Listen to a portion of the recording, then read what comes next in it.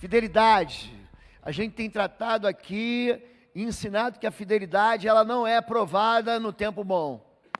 A fidelidade não é provada no tempo da fartura, no tempo da riqueza e nem no tempo da saúde. A fidelidade ela vai ser testada, ela vai ser levada até um extremo. A fidelidade se mostra quando os nossos pensamentos, quando as nossas promessas não são fraturadas, não são esmagadas pelas condições de pressão que a gente sofre. E é sobre isso que eu quero falar, e eu quero trazer aqui à memória um texto que diz o seguinte: um pouco antes da festa da Páscoa, sabendo Jesus que havia chegado o tempo em que deixaria este mundo e iria para o Pai, tendo amado os seus que estavam no mundo, amou-os até o fim. João, capítulo 13, verso de número 1, aqui vai contar a história da paixão. Aqui começa a história do amor de Deus, que é esmagado num jardim chamado de Getsemane, vai ser testada pela traição de um dos seus discípulos, chamado Judas. Aqui Jesus vai tomar uma toalha, uma bacia, e vai lavar os pés dos seus discípulos, vai celebrar com eles a última ceia, e depois vai caminhar firmemente para o propósito que Deus tinha na sua vida. Jesus, nesse momento, ele escolhe, ele doma a morte. Ele diz: a minha vida ninguém tira de mim, eu mesma dou por amor daqueles que eu amei. E tendo amado os seus discípulos, ele não desistiu de amá-los até o fim. Eu tenho muita dificuldade com pessoas que têm agenda dupla, muita dificuldade. Eu fui criado dentro de um ambiente de fidelidade, eu fui criado dentro de uma esfera, dentro de uma dimensão em que você faz um juramento com força de promessa de entregar a vida em favor daqueles que não podem se defender. A vida militar faz isso da gente. A gente aprende a amar o país, a gente aprende a amar as pessoas, a gente aprende a defender o fraco, a gente aprende a perseverar, e isso não sai de dentro de mim. Nós aprendemos a não deixar para trás quem está debaixo do fogo inimigo. Nós aprendemos a caminhar num só objetivo, nós aprendemos a caminhar numa direção sem esquecer. Eu me lembro o tempo todo, nós temos uma expressão dentro do quartel. Gente, vocês não imaginam a quantidade de cursos que eu fiz, de cursos de operações especiais, de cursos de mergulho autônomo, de cursos de paraquedismo, e sempre você tem alguém do teu lado que a gente chama de canga, e a expressão vem mesmo da canga que o boi, que o jumento leva quando ele está caminhando lado a lado. Não dá para ir na frente, não dá para ir atrás, você tem que caminhar. Isso é o chamado também jugo. O jugo é aquilo que leva você a caminhar numa mesma velocidade, andar numa mesma direção. O jugo não permite que você se desvie um do outro. Existe uma cola, num sentido de ser uma aliança, que faz com que você não abandone. Eu posso até perder meu companheiro, mas o corpo dele eu levo comigo até o fim. E se eu saio de uma posição, eu tenho que levar ele comigo. Então, as pessoas que têm uma proposta de desistência, pessoas que têm, quando eu falo agenda dupla, pessoas que têm esse ânimo dobro, esse coração que às vezes ama e às vezes não ama, que às vezes diz: eu vou ficar até o fim, e não fica até o fim. Eu não consigo ser assim. É o jeito que eu fui formado, é o jeito que eu fui criado, é o jeito que eu fui treinado, é o jeito que eu fui discipulado. E aqui Jesus, ele vai lavar os pés até de quem vai trair ele. Porque na verdade, nessa mesma noite, essa noite em que eles celebram a Páscoa, é a noite que todos eles vão abandonar. Todos eles vão abandonar Jesus. É claro que um vai trair, mas Pedro também vai negar e os outros vão fugir de medo. E é por isso que esse contexto de João capítulo 13 é tão importante. Tendo-os amado, amou-os até o fim. E eu quero trazer, nessa jornada que nós estamos tratando a respeito de fidelidade, a fidelidade nos dias ruins, a fidelidade nos momentos de ataque, nos momentos de ameaça, nos momentos de fracasso. A fidelidade não só enquanto tudo está indo bem, mas especialmente quando tudo vai mal. A fidelidade, ela vai te levar a um lugar até onde pode ir a tua fidelidade. E Jó é um dos exemplos assim mais impressionantes de fidelidade a Deus. Diz assim: quando Satanás, o inimigo de nossas almas, se apresenta diante de Deus e Deus diz: viste o meu servo Jó? Não há ninguém como ele, homem íntegro, reto, temente a Deus e que se desvia do mal. O que Deus está dizendo? Ele é fiel. Ele é fiel a mim. A integridade é uma inteireza que impede a gente de quebrar votos, de partir promessas. E diz assim: será que Jó não tem razões para temer a Deus? Respondeu Satanás. Acaso não puseste uma cerca em volta dele, da família dele e de tudo que ele possui? Tu mesmo tens abençoado em tudo que ele faz, de modo que todos os seus rebanhos estão espalhados por toda a terra. Mas estende a tua mão e fere tudo que ele tem, e com certeza ele te amaldiçoará na tua face. Jó capítulo 1, de 9 a 11. Sabe o que Satanás está tentando aqui? Ele está tentando convencer Deus que as razões da fidelidade de Jó estão nas conquistas, estão nas vitórias, estão nas riquezas, estão na beleza de uma família no altar. Ele está dizendo que Deus está manipulando o sistema. Ele só serve a Deus porque Deus abençoa as mãos dele e tudo que ele faz Jó entrar em colapso, faz Jó perder tudo, faz Jó perder a saúde, faz Jó perder as famílias, tira todos os filhos de Jó, tira tudo que ele tem de benefício, tira tudo que ele tem de bom, e você vai ver que ele vai ser infiel, você vai ver que ele vai blasfemar na tua cara. E Deus então, ele diz para Satanás: vai lá, tira tudo dele. Jó é experimentado. Jó, ele é provado. Jó perde tudo. Existe uma ciência dentro da mecânica, dentro da engenharia mecânica, que faz com que o ferro, ele seja castigado no fogo, e depois ele seja socado, martelado, e depois aquele ferro em brasa é jogado de novo dentro da água fria, ele é de novo, ele tem as suas moléculas, os seus átomos provados, para quê? Para que na hora da batalha, você imagina na hora da batalha, você está com uma espada de ferro, e você vai lutar, aquela espada quebra. Quando não há fidelidade, não há confiança. Quando não há confiança, há medo. Jó, ele sabia quem ele servia. Jó, ele vai dizer no meio daquela desgraça, porque não há outro nome para dar para a história de Jó, uma história desgraçada, uma história em que ele conquista tudo e ele perde tudo. E ali ele diz: eu sei que o meu Redentor vive, e que no final ele se levantará sobre a terra. Há uma história de fidelidade quando tudo está estragado, quando a vida dele apodreceu, quando a pele dele enfermou, quando os cânceres, os tumores tomaram conta da vida dele, quando ele não tinha mais ninguém. Essa é a história da fidelidade. Até onde você é capaz de ir? A gente está vendo notícias de que o mundo tem enfrentado, desde ameaças aos princípios, a cultura que a gente aprende biblicamente a respeito da vida, pior do que isso. Tem crente hoje, e eu quero ensinar a igreja, tem crente hoje concordando com morte, tem crente hoje concordando com aborto, Você nunca leu a Bíblia?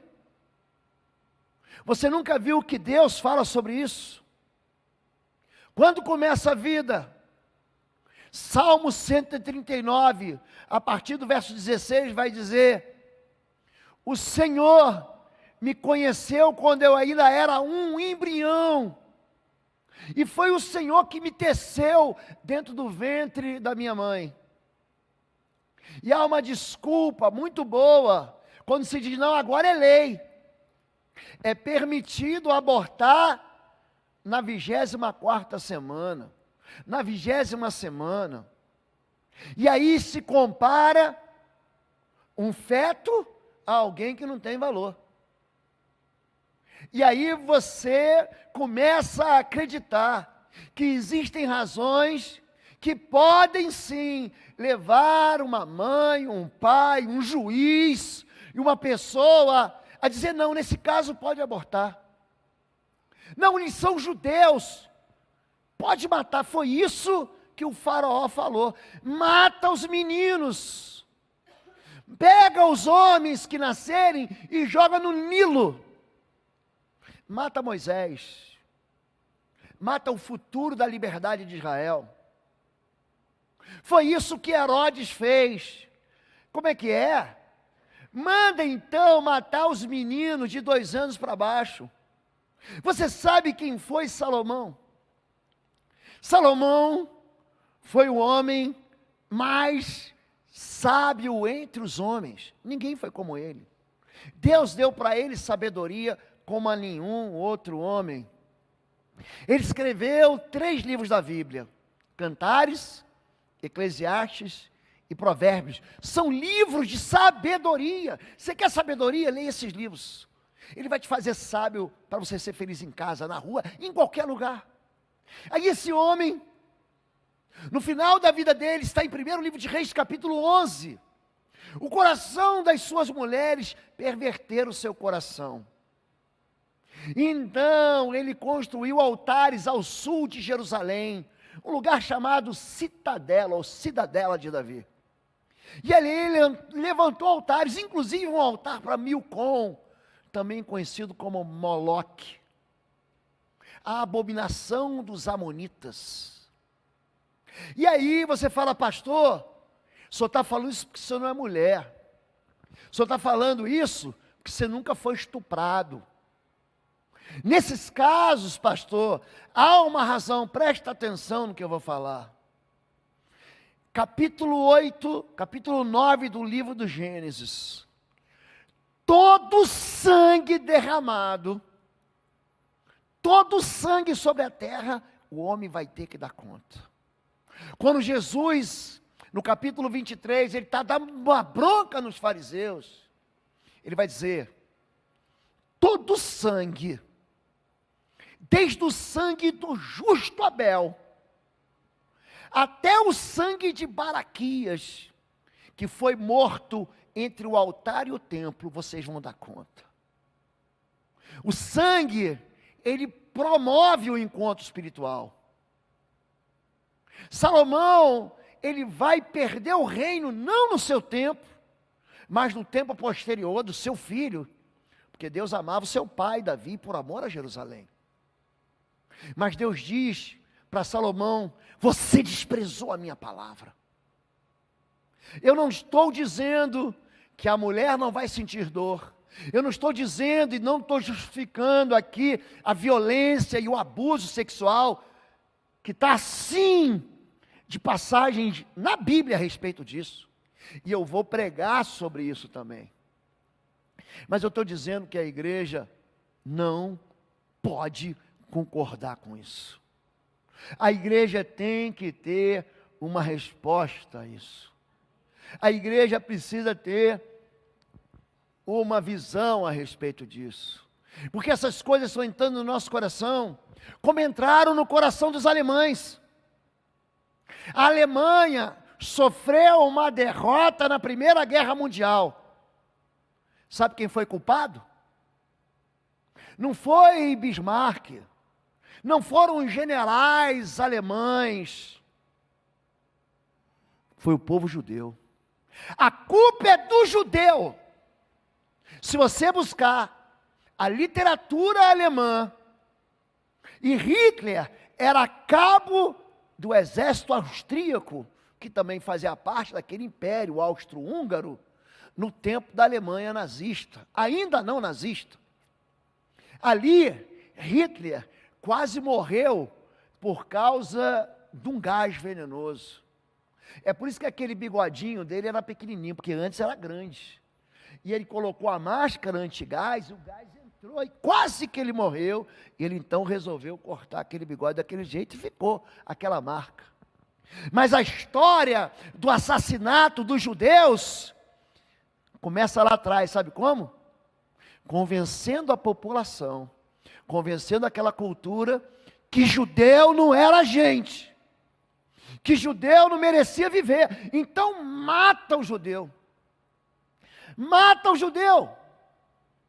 E quando os alemães encontraram a tal da solução final, qual era a solução final? Destrói essa raça, porque judeu não é gente. Então o inconsciente ou o consciente coletivo não era mais afetado, é isso que está acontecendo. Crente, se você tem filho, o seu filho já passou pela 20ª semana no seu ventre, mamãe. E esse filho que hoje te dá alegria, que preenche a tua casa, e que senta à tua mesa, e que te deu neto, esse filho não foi abortado. O aborto não é o aborto de uma pessoa, é o aborto de um sonho. O aborto não é o aborto de uma pessoa, é o aborto de uma nação. Em Gênesis capítulo 26, Rebeca está com gêmeos no ventre. E tem uma confusão, eles estão brigando, Jacó e Esaú. E ela pergunta para Deus, o que é isso? E Deus diz, tem 2 nações no teu ventre. O maior vai se ouvir ao menor. Você está abortando uma nação. Então, quando a gente começa a achar que é legítimo pecar, a nossa fidelidade vai embora. Quando a gente começa a achar que a gente pode, não, estamos em outro tempo, olhe para mim, os princípios da Bíblia jamais serão quebrados, o homem pode experimentar à vontade. Experiência, gente, ela é ligada à ciência. A ciência faz experiência. Experimenta desobedecer. Experimenta quebrar o mandamento. Experimenta quebrar a lei eterna. Experimenta. Eu experimentei e eu quebrei a cara. Vocês não estão olhando para um homem, gente, que nasceu certinho. Eu vivi errado. Eu, crente, fiz escolhas erradas. E as escolhas que eu fiz erradas trouxeram para mim uma colheita que não foi favorável. Aqui a gente vê gente fiel até onde? Fiel até o pescoço. Jeremias tem uma história interessante assim, pegaram Jeremias, profeta de Deus, o único profeta que profetizava a verdade, o resto era tudo profeta mentiroso. Assim pegaram Jeremias e o jogaram na cisterna de Malquias, filho do rei, a qual ficava no pátio da guarda. Baixaram Jeremias por meio de cordas para dentro da cisterna. Não havia água na cisterna, mas somente lama. E Jeremias afundou na lama, até o pescoço. Você já ficou até o pescoço? Você já experimentou caminhar com Deus? Já experimentou caminhar na fé? Já experimentou viver em obediência e ainda assim ser jogado na lama? Esse homem, ele vai num dia de tristeza, porque essa palavra, o profeta Jeremias é chamado de profeta chorão, porque na verdade ele vive uma depressão. Ele está tentando avisar o povo, olha, vai vir uma desgraça, se conserta, se arruma, se converte, se arrependa. Aí o povo, vai dar nada, e Deus não está vendo. E ele começa então, ele experimenta uma invasão babilônica. Ele é noivo de uma mulher que ele nunca vai se casar com ela. Ele vai dizer para Deus, Deus, seduzido fui pelo Senhor e seduzido fiquei. Pensa no homem que avisou que havia espada sobre a terra, ele avisou que havia desgraça. Se vocês não se emendarem, ainda dá tempo de consertar. Sabe o que fizeram com ele? Jogaram ele dentro da lama. Ele se tornou inimigo do rei, ele se tornou, sabe aquela voz desprezível? Só que quando a Babilônia invade, o que ele faz? Destrona o rei, a Babilônia acaba com a raça daquele governo, e falava assim, tem inclusive um homem que profetizava contra o rei. É como se o rei babilônico dissesse, o inimigo do meu inimigo é meu amigo, tira esse homem de dentro da lama. E deu uma carta branca para Jeremias andar por onde quisesse e fazer o que ele quisesse. Aonde que a tua fé vai, querido? E se você for para dentro da lama, é isso. É isso que a Bíblia pergunta, porque a fidelidade, quando tudo está bem, gente, ela é simples. Até a pior provação. Sabe até onde a gente vai? Vocês serão expulsos das sinagogas, de fato. Virá o tempo quando quem os matar pensará que está prestando culto a Deus. Farão essas coisas porque não conhecem nem o Pai, nem a mim.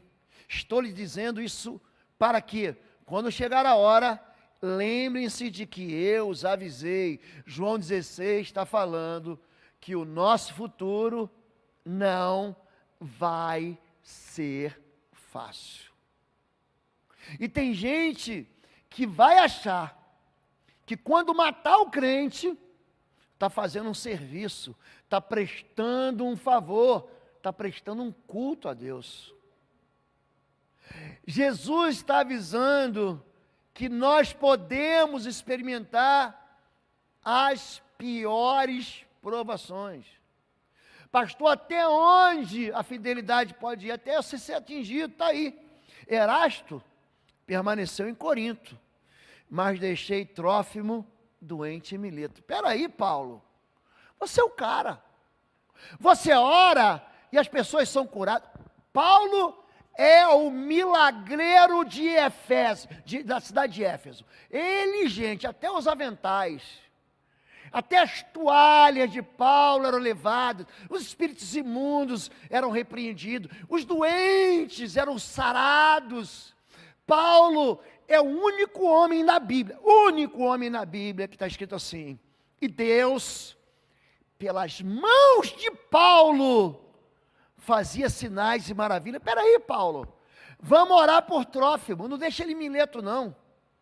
Bota a mão na cabeça, repreende essa febre, repreende essa infecção, repreende essa inflamação, repreende essa doença, Paulo, e vamos levar Trófimo com a gente. Não, querido. Tem horas que a gente é atingido, tem hora que o Covid pega, tem horas que a gripe pega, tem hora que a catarata vem, tem horas que o câncer, ele toca. Então, até onde você vai ser fiel? Ah, não, pastor, porque eu fiquei doente, vou desviar. Gente, isso não é fidelidade. A gente está promovendo aqui no coração da igreja ensino para que a igreja vá até o fim.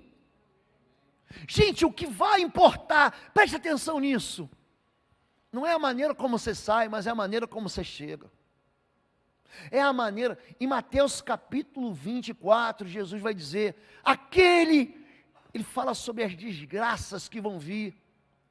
Antes, ele fala assim, isso é só o princípio das dores. Mas o que perseverar até o fim. Gente, se a gente não cria um coração perseverante, é a prova que faz com que a gente vá dando um passo atrás do outro. Se a gente viver num ambiente molenga, a gente não tem musculatura espiritual para enfrentar aquilo que a gente vai ter que enfrentar. As provas não são ruins, as provas são boas. Você chegou onde chegou porque você fez prova. Sabe por que você dirige carro? Porque você fez uma prova teórica, fez uma prova prática. Pastor, eu reprovei. Faz de novo. Eu reprovei. Faz de novo. Eu reprovei. Faz de novo. Até passar. Porque o objetivo da prova não é reprovar, é aprovar. Quando você faz uma prova, você passa do primeiro para o segundo ano. Você passa de um semestre para outro semestre. Você junta créditos e termina a faculdade, porque você passa na prova. Então a prova não é ruim. A prova é o meio de dizer assim, ó, pode seguir em frente. Há uma nova etapa. E eu não estou pregando aqui o evangelho da desgraça. Não estou. Eu estou pregando é que existem momentos da nossa vida que a gente vai se decepcionar. Então, tem muita gente que não entende que a fidelidade, ela vai até o momento do desamparo. Esse texto no Salmo 22 é o mesmo texto, pode anotar aí, em Mateus capítulo 27, verso 46.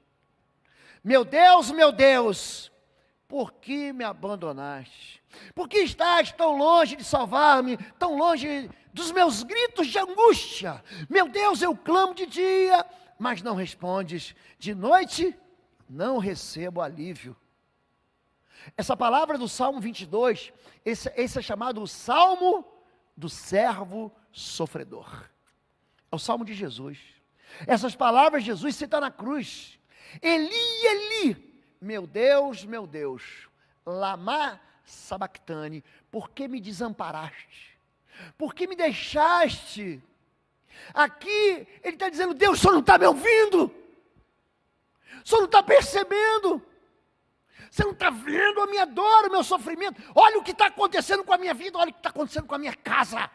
Olha para onde foi destinados os meus filhos, foram capturados pela maconha, pela droga, pela loucura. Deus, o Senhor não está vendo? Olha a minha vida financeira, olha o meu trabalho. Deus, o Senhor não está olhando para a minha enfermidade. Eu sinto dor. Até onde a sua fé vai? A sua fé, ela tem uma expectativa de superar o desamparo. Você está pensando, você sabe qual é o apelido de Jesus em Isaías capítulo 53? Jesus era homem de dores, experimentado no sofrimento. Esse é o nosso Messias, esse é o nosso Cristo. Oi, gente, um rápido intervalo. Você que ainda não é membro, seja membro do canal para nos abençoar.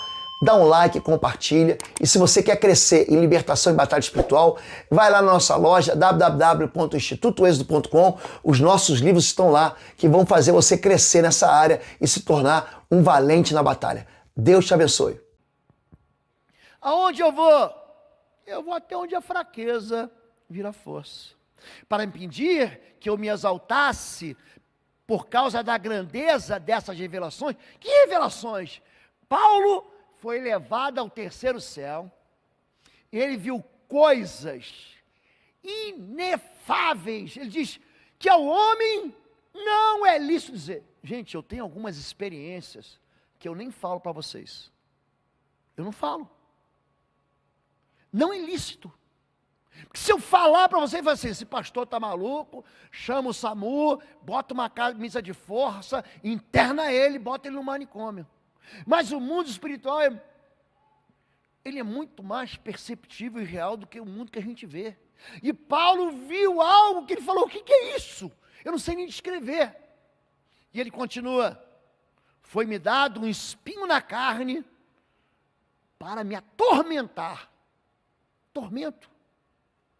3 vezes roguei, pedi, orei, clamei ao Senhor que o tirasse de mim, mas ele me disse, minha graça é suficiente para você, pois o meu poder se aperfeiçoa na fraqueza, pois quando sou fraco, é que sou forte. 2 Coríntios capítulo 12, está dizendo o seguinte, querido, que quando você se acha um nada, quando você se acha um zero à esquerda, você ali, você é forte porque Deus é tudo em você.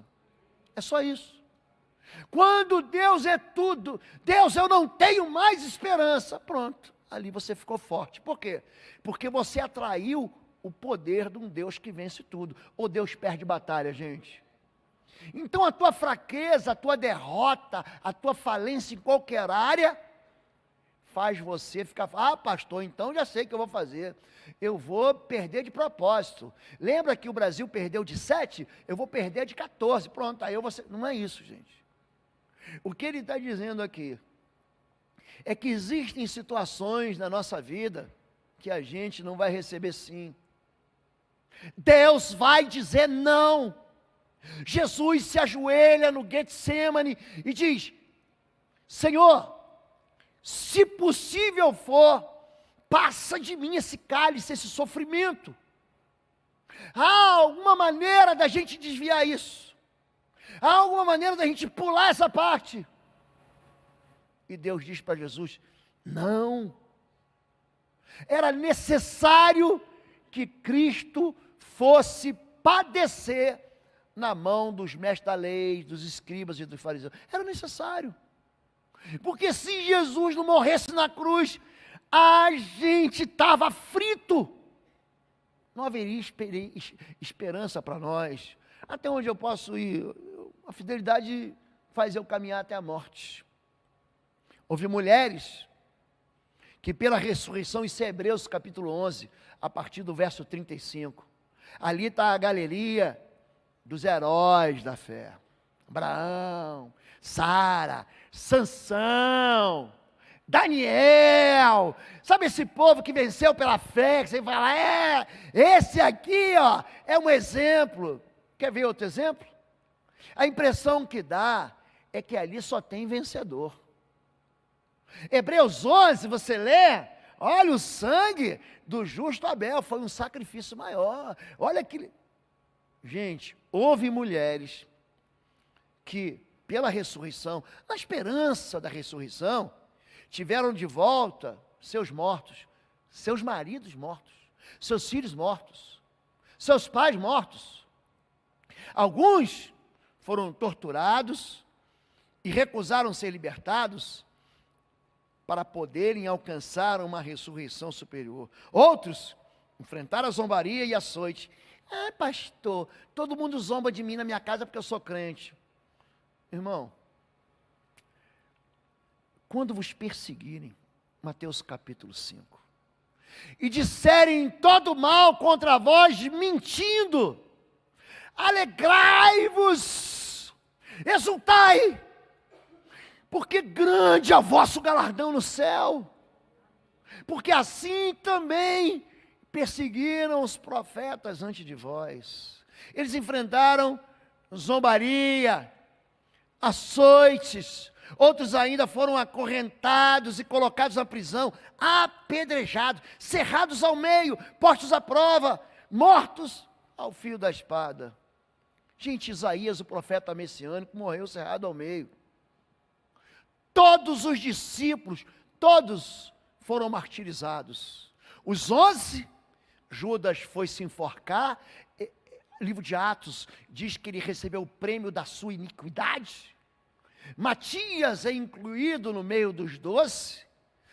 Todos eles, à exceção de João, um foi crucificado, outro foi crucificado de cabeça para baixo, um foi flechado, outro foi jogado num balde com óleo quente fervendo. Assim que terminou a vida dos discípulos. Era assim que era ser fiel no passado. Foi assim que essas mulheres, esses homens torturados, vagando, o texto não termina não, cerrados ao meio, morrendo ao fio da espada, sendo lançados no cárcere, continua, andaram errantes, vestidos de pele de ovelhas e de cabras, necessitados, afligidos e maltratados. O mundo não era digno deles, o mundo não era digno deles. Vagaram pelos desertos e montes, pelas cavernas e grutas. Todos estes receberam bom testemunho por meio da fé. No entanto, nenhum deles recebeu o que havia sido prometido. Pastor, se eu não casar, e se eu nunca for ordenado do ministério, se minha mãe nunca se converter, se eu nunca alcançar uma liberdade financeira? Sabe aquele meu projeto? E se nunca for aceito? E se eu nunca conseguir construir? E se tudo der errado e se perder quem eu amo? Até onde? A fidelidade, gente. A gente está tratando de fidelidade no altar. Mas eu estou trazendo a fidelidade para outro ambiente, gente. Eu estou falando de fidelidade quando Deus te dá e você pode devolver, quando você tem saúde e você pode adorar, quando você tem braço e pode levantar a mão, quando você não tem uma doença que te impede de ficar em casa. Eu estou trazendo a fidelidade para outro nível. A gente tem que estar pronto para tudo. É isso que faz de nós uma igreja madura. Até quando, pastor? Até se eu passar pela pior aflição. Eu não vou abandonar. Jó passou pela pior aflição. Mas ele vai dizer para a esposa dele que ela age como louca. Saiu, pois, Satanás da presença do Senhor e afligiu Jó com feridas terríveis, da sola dos pés ao alto da cabeça. Então Jó apanhou o caco de louça com o qual se raspava, sentado entre as cinzas. Então sua mulher lhe disse: você ainda mantém a sua fidelidade? Você ainda mantém a sua fidelidade? Amaldiçoe a Deus e morra. Ele respondeu: você fala como uma insensata. Tem uma versão que diz: tu falas como louca. Aceitaremos o bem dado por Deus e não o mal? Quer dizer que se Deus te der tudo de bem ou de bom, você diz: aí, joinha, um like para o Senhor Jesus. Deixa eu dar um coraçãozinho no Instagram de Deus, é isso? Aí se Deus não te der o que você quer, você faz o quê? Não, vou bloquear ele, é isso? Vou bloquear, vou cancelar Deus, é isso, gente? Gente, isso não é fidelidade. Isso aqui não é fidelidade. Você não fica pensando que é fácil pregar esse sermão. Não é fácil, não. Eu já tive filho na UTI. Eu já tive perdas horríveis. Eu já tive experiências de derrota. Eu já perdi tudo que eu tinha 2 vezes. Tudo que eu tinha, financeiramente 2 vezes. A fidelidade, ela não é demonstrada, senão quando você está com um caco na mão raspando ferida. Sabe quando tua vida vira um caco? Sabe quando tua vida é quebrada? O que você está fazendo, pastor? Agora eu estou juntando os cacos. Jó pegou os cacos e com os cacos ele se limpava daquelas feridas purulentas que entraram na pele dele, no corpo dele, no músculo dele. Até onde que a gente é fiel? Até o fim. Tudo isso, já citei, Mateus 24, será o início das dores. Diga assim, dores. Sabe o que está esperando o mundo? Dores. O mundo vai ficar melhor, olha para mim. Não vai. Não é que a gente não tem que construir um mundo pior. Não é que você tem que fazer uma família pior. É que Deus está avisando para a gente antes de acontecer. Isso, o que é isso? As guerras, os rumores de guerra, nação se levantando contra a nação, vão ter cataclisma, vão ter terremotos em muitos lugares. É isso que Jesus está avisando. Ele diz, olha, quanto o dia e a hora ninguém sabe. Nem os anjos sabem. Ah, pastor, porque um anjo foi na minha casa e eu tive uma revelação que foi dia tal, que dia Y, que dia Z. Não foi. Ninguém sabe, porque a volta do Senhor é como um ladrão na noite. Vai vir na hora que ninguém espera. Então a gente precisa crescer nisso. Na hora que ninguém espera, não haverá uma profecia dizendo assim, vai ser amanhã. Lembra do filme 2002, era isso ou 2012? Lembra? Aí não, porque uma pedra no meio dos incas, dos astecas, uma matemática, havia um esconderijo. Gente, Jesus só conta os sinais. Quanto a dia e hora ninguém sabe, nem os anjos, nem o Filho, nem Jesus, somente o Pai. Mas ele diz, ó, você vai sentir dor. Então eles os entregarão para serem perseguidos e condenados à morte. E vocês serão odiados por todas as nações por minha causa. Ele está falando de crente, está falando de gente fiel, ele está falando de gente que não quebra o princípio, de gente que se posiciona contra. Naquele tempo, muitos ficarão escandalizados, trairão, odiarão uns aos outros, e numerosos falsos profetas surgirão, enganarão a muitos, mas aquele que perseverar, diga até o fim, será salvo. Sabe o que ele fala aqui, gente? Ódio. Tem gente que tem ódio de você. Sabe por quê? Porque você pertence a Deus. Porque você não se contamina com esse mundo. Porque você vive uma vida linda. Só que eles olham para você e acham que você é o radical. Aquele e aquela fizeram lavagem cerebral na cabeça dele. Já falaram isso para você? Não, falaram para mim isso. E aí você tem uma vida consertada, você tem uma vida abençoada, você tem uma história que vai deixando um rastro. Gente, como é linda a vida dele, como é linda a vida dela, mas o mundo vai te odiar por isso. E aqui ele diz, surgirão, foi até bom fazer um parênteses, para quem não sabe, o Ministério Infantil, ele não pode, ele não tem permissão para tocar no seu filho. É por isso que aparece assim, ó, criança número tal. Então, se seu filhinho, sua filhinha for no banheiro e precisar de ajuda para se limpar, você vai ser chamado para ir lá. Tá bom, gente? Esse é um compromisso de fidelidade da Igreja Batista com você que é pai, que é mãe, tá bom? Então não se assuste, será que aconteceu alguma coisa no meu filho? Não, ele foi no banheiro, é só isso, tá bom? Às vezes, de vez em quando, uma criança come alguma coisa, né, come demais, aí vomita, mas tem uma moça lá, uma tia, um tio que vai limpar, mas é só isso, tá bom? Para vocês não ficarem, o que está acontecendo lá embaixo? Xixi e cocô, tá bom? É isso que está acontecendo lá embaixo, as crianças estão brincando. Vamos seguir em frente aqui, aí Maurício, você faz o corte aqui nesse, tá bom? Então vamos seguir da onde que a gente tem. Tudo isso é o início das dores, até o sofrimento final. Ora, Eliseu estava sofrendo da doença da qual morreria. Então Joás, rei de Israel, foi visitá-lo e curvado sobre ele, chorou gritando. Você sabe quem é Eliseu? Ele é aquele homem que recebe a unção dobrada de Elias.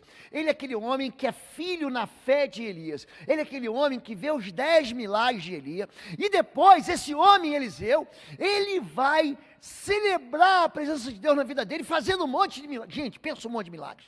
Ele de cara, ele chega em Jericó, você que for com a gente para Israel, vai beber dessa fonte. Tem lá uma fonte em Jericó, e a terra é boa, mas a água está morta, a água é amarga. Ele pega sal grosso, vai na fonte, e ali a água, ele joga aquilo na fonte, a água amarga vira água doce. E está lá até hoje. Falei, meu Deus, aquele milagre aconteceu. Ele é um homem que faz flutuar um machado. Pastor, o que tem isso demais? Hoje não tem nada demais. Você vai no Balarote, você vai na Leroy Merlin, você vai numa casa qualquer de construção e de obra, você compra um machado. Mas naquele dia, gente, tem um machado. Seria a mesma coisa que você ter hoje um ônibus espacial para você, pronto. Para você entender o que era o machado naquele tempo. Se você ler 1 Samuel capítulo 13, você vai ver que o povo de Israel não tinha um machado para a guerra. Só quem tinha era Jonatas e Saul, rei, ninguém mais tinha nada. Eles iam para a guerra com um pedaço de pau. Por isso que Davi, ele não vai com uma pistola, ele não vai com um fuzil, Davi não vai com um lança-rojão, Davi vai com pedra, porque naquele tempo não havia ferreiro em Israel. 1 Samuel capítulo 13. E aí aquele machado acabou perdendo emprestado. Imagina você pegar emprestado um ônibus espacial, o Endeavor, Colômbia, Ele cai no mar e some, você fala, meu Deus. Ali, aquele machado flutua.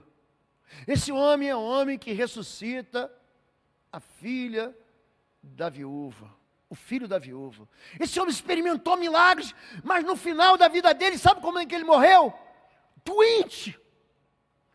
Ele estava sofrendo da doença que ia causar morte para ele. Ah não, Eliseu, ele foi fiel a Deus, enquanto Deus estava usando a mão dele para fazer milagre. Não, e agora? Não, Deus me deixou doente, vou abandonar o ministério. É isso, gente. Deus me deixou doente, está todo mundo chorando. Jeoás é rei de Israel, amava Eliseu, a igreja toda está chorando. Então eu vou abandonar a fé, é isso, gente? É isso, gente. A gente tem que entender, sabe o que está no coração do pastor de vocês? Eu tenho uma construção, não é de prédios. Na minha cabeça eu tenho uma construção de uma igreja que ela não se desfacela. Tem gente que é impastoreável. Ele sempre vai criticar, vai reclamar. Ele vai achar uma vírgula mal colocada. Ele vai reclamar de um louvor. Ele não faz nada. Nada. Mas ele só fica buscando pelo em ovo. Isso. Tem gente que é assim. Mas no meu coração, gente, estou construindo uma igreja que vai ficar. E igreja é feita de pessoas. Eu tenho pedido para Deus levantar pastores aqui, ó. Eu não estou pedindo nenhum pastor de fora, não. Ai, Deus, me manda um pastor de fora. Não quero. Eu quero pessoas de dentro. Eu quero homens e mulheres, pastores e pastoras aqui de dentro. E tem gente que olha e fala assim, pô, esse aqui tem uma vocação. Esse aqui tem um chamado. As pessoas pensam que eu não estou vendo, que eu não sei quem é, mas eu estou percebendo tudo. Porque a gente serve a Deus na nossa geração. O que a gente está fazendo hoje aqui, gente, é para a nossa geração. Mas a gente tem que perceber que vem uma geração depois de nós. E aquilo que a gente está construindo não pode ser entregue na mão de gente responsável. É isso que Paulo escreve a Timóteo. O que você recebeu, entrega a homens idôneos, amantes, maridos de uma só mulher, homens que são hospitaleiros, homens que não são dados ao vinho. Pega gente equilibrada, pega pessoas saudáveis emocionalmente, saudáveis na sua fé, ordeiros. Não vai pegar um maluco, não vai pegar um bagunceiro. Por quê? Porque amanhã eu quero que minha filha, meu genro, meu filho e minha nora, que se Deus quiser voltam para o Brasil, daqui a pouco. Eu quero minha neta Natan, eu quero minha neta Maria Vitória, que na semana que vem, sabe onde eu quero? Aqui, ó. E eu quero eles apontando para o mesmo altar que a gente está apontando. Isso acontece com o quê? Com uma igreja forte. Com uma igreja que não é abalada com o vento de doutrina, que uma igreja que não é abalada por um problema. Morreu Eliseu, ele está morrendo na morte, ele morreu, mas Deus vai levantar um outro profeta, Deus vai levantar Daniel, Deus vai levantar Obadias, Sofonias, Zacarias, Malaquias, Abacuque, Deus vai levantar João Batista, Deus vai levantar o apóstolo Paulo, mas aonde? Dentro do seu povo. Posso ouvir um amém? Amém. Até nas decepções. Para encerrar, porque ainda que a figueira não floresça, acabou a doçura na minha, o figo, ele é doce, e se não houver flor na figueira, não haverá fruto, e se não houver fruto, não haverá dias de doçura. É isso, nem haja fruto na vide, o vinho na Bíblia. A vide, esse é o alvo do primeiro milagre de Jesus, quando ele multiplica o vinho, não foi suco de uva, foi vinho, e o vinho que Jesus multiplica é o melhor vinho. O vinho é sinal de alegria na Bíblia, é isso. Apesar de que tem gente que se descontrola e acaba fazendo bobagem com o vinho. Ainda que não haja a uva, ainda que eu não tenha alegria, ainda que eu não tenha doçura, ainda que decepcione o produto da oliveira. Olha para mim, sabe o azeite? Ainda que a tua vida perca o tempero, perca o sabor, Ele está mexendo com sentimento. Você não está entendendo o que Abacuque está falando aqui? Ele vai dizer: e os campos não produzam mantimento. Sabe a fartura na mesa? Não tem. Eu perdi a doçura, eu perdi a alegria, ainda que eu perca a fartura, ainda que eu perca o tempero, ele vai dizer, ainda que as ovelhas da malhada sejam arrebatadas, não tem mais vale do sol grosso, não tem mais roupa para me abrigar, não tem. Eu não tenho mais um aconchego. Você sabe aquele tapetinho de pele de ovelha? Você sabe conforto? Ainda que o conforto vá embora e nos currais não haja gado, eu não tenho o que comer. Todavia, eu me alegrarei no Senhor, exultarei no Deus da minha salvação. O Senhor Deus é minha força e fará os meus pés como os das servas e me fará andar sobre as minhas alturas. Ainda que eu perca tudo, ainda que eu seja como Jó, ainda que tudo dê errado, eu vou manter minha fidelidade. Você pode dar um amém mais aleluiado? Essa não é uma palavra para infantis. Tem gente que vem na igreja para buscar bênção. E se Deus não te der a bênção, querido? Jacó queria a bênção, ele compra a bênção, ele rouba a bênção, ele busca a bênção, e quando ele encontrou com o anjo, o que você quer? Eu quero ser abençoado. Ah, você quer bênção? Toma! O anjo toca na coxa direita dele, ele fica aleijado para sempre. Foi a bênção. Você quer bênção? A bênção, gente, é a gente poder desfrutar de uma vida com Deus, que a gente tem experiências, não é sentimentos. Eu quero convidar a igreja para a fidelidade. Eu quero convidar você para a fidelidade. Esse mês que a gente está tratando de fidelidade, gente, nós estamos fazendo nosso coração crescer no Senhor. Nós estamos fazendo nosso coração amadurecer no Senhor. Não deixa com que os fracassos, a doença, o dia mau, a falta, o desejo não suprido, não deixa que isso tire você do altar do Senhor. Ainda que a figueira não floresça, ainda que não haja produto da vide, ainda que a oliveira minta e não dê para você tempero, ainda que você não tenha conforto, porque as ovelhas que te davam lã, que aconchegavam, que esquentavam as suas noites com casaco de lã, com cobertor de lã, ainda que você não tenha do cereal da terra, não tenha fartura, se alegre no Senhor, se alegre, porque o justo, ele vive pela fé, nós vivemos por fé. Para encerrar, eu quero buscar uma esperança em Jeremias, aquele que foi jogado e ficou até a lama, o pescoço de lama.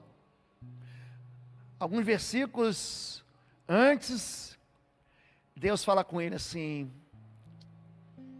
eu bem sei que planos tenho a respeito de vós, planos de paz e não de mal, para lhes dar um fim que você está esperando. Então me buscareis, passareis a orar a mim, e eu os ouvirei, diz o Senhor. Serei achado de vós, quando me buscares de todo o vosso coração. Amém? Vamos ficar em pé em nome de Jesus. Fique em pé em nome de Jesus. Vamos orar. Nós temos um louvor. À noite a gente continua.